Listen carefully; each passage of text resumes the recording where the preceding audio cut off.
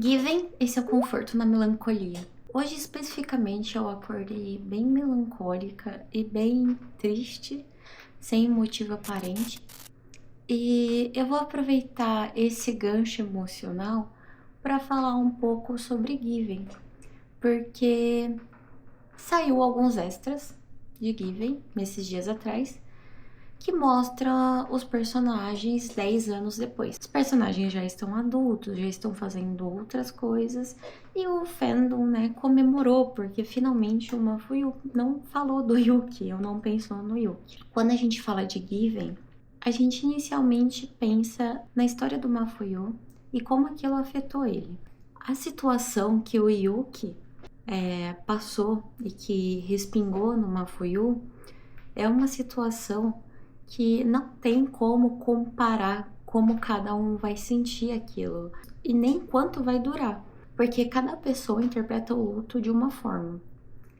Muitas pessoas ficaram incomodadas em como o Mafuyu sempre falava do Yuki e como o Enoyama ficava meio que de lado ali, porque o Enoyama estava sempre do lado do Mafuyu e mesmo com tanto carinho que ele sempre deu, o Mafuyu sempre acabava ligando ao Yuki de alguma forma, falava do Yuki de alguma forma.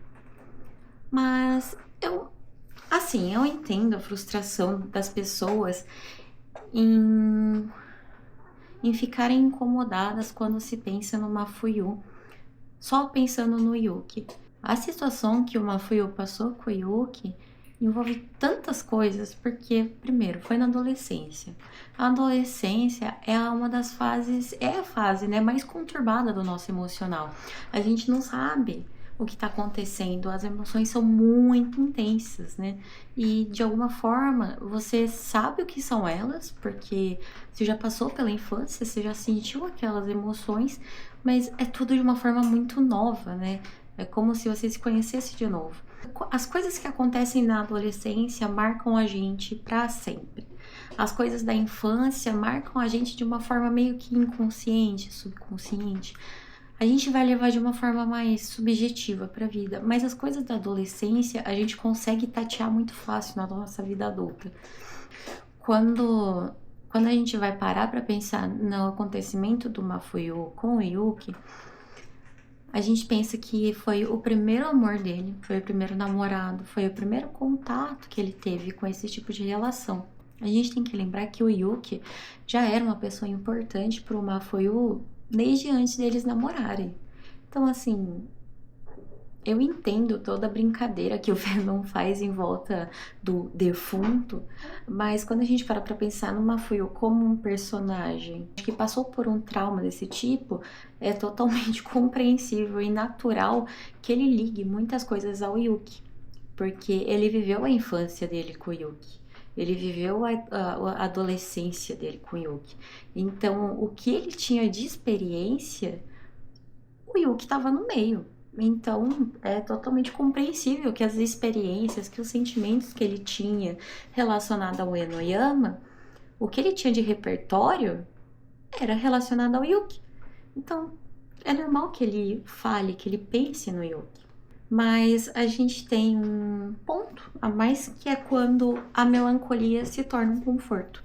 O Mafuyu, durante toda a obra, ele tem algumas coisas que demonstram um estado depressivo dele, que é justamente o fato de que quando as coisas todas andam, ele ainda está preso ao passado. E eu acabei de dizer que é totalmente natural que ele lembre do Yuki, que ele fale do Yuki, que ele pense no Yuki.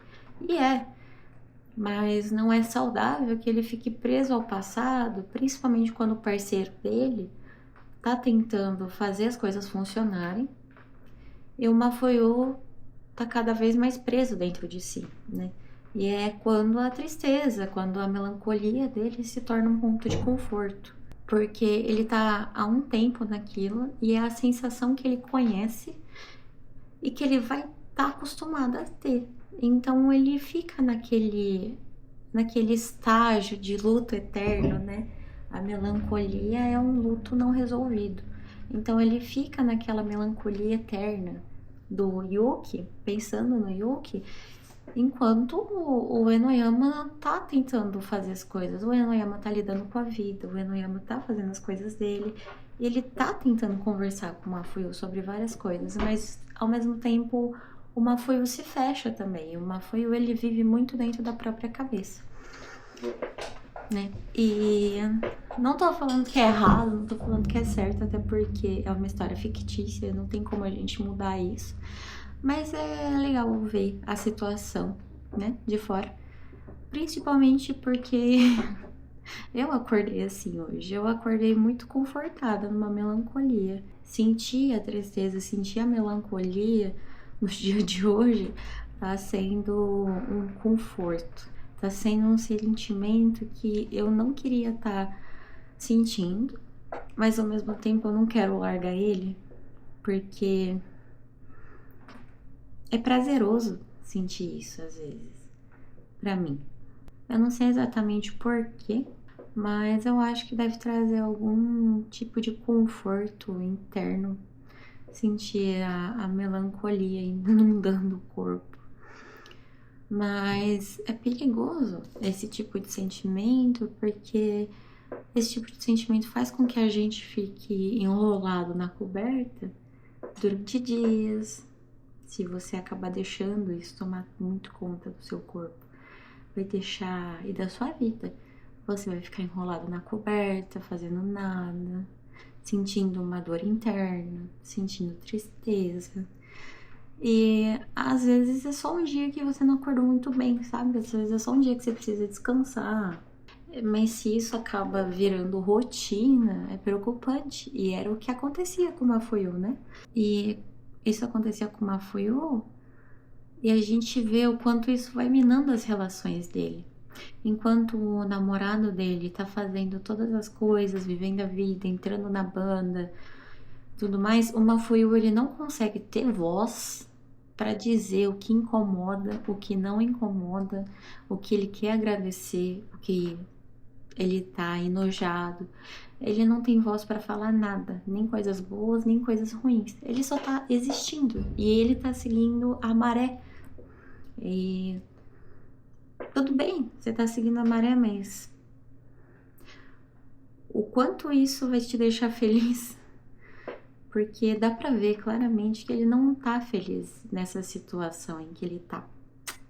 Given terminou de uma maneira muito repentina. Não tenho muito como dizer como que ele superou exatamente isso, mas é um processo demorado, assim. Quem já passou por luto sabe como é um processo demorado e dolorido pra caramba.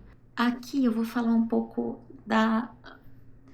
de como a obra foi conduzida, né? Beleza, o personagem, o Mafuyu, é um personagem que tá passando por processo de luto, tá resolvendo isso internamente. Mas a melancolia se tornou um conforto, não só para o personagem, mas sim para o desenvolvimento da obra. A autora, né? Ela aparentemente gosta de trazer esse assunto à tona e deixar esse assunto não resolvido, deixar esse sentimento no ar de saudade, né? De não ter mais, de não poder ter mais, enfim, de coisa que não se pode mudar. E eu acho que quando eu falo de o conforto na melancolia, talvez eu esteja falando exatamente disso. Ela gosta de deixar ali porque ela sabe que é um ponto que toca, é um ponto que é sensível e é um ponto fácil de ser tocado. Mas ao mesmo tempo cansa, né? Porque as pessoas estão vendo e estão vendo que ele tá sofrendo, a gente entendeu, mas a não ser que ele queira, a não ser que a autora queira que ele tenha o mesmo destino do Ryuki, é bom ela desenvolver outras partes, né? Eu não acho que Given é um mangá mal desenvolvido, não. Eu gosto até o volume... Deixa eu ver qual que eu tenho ali.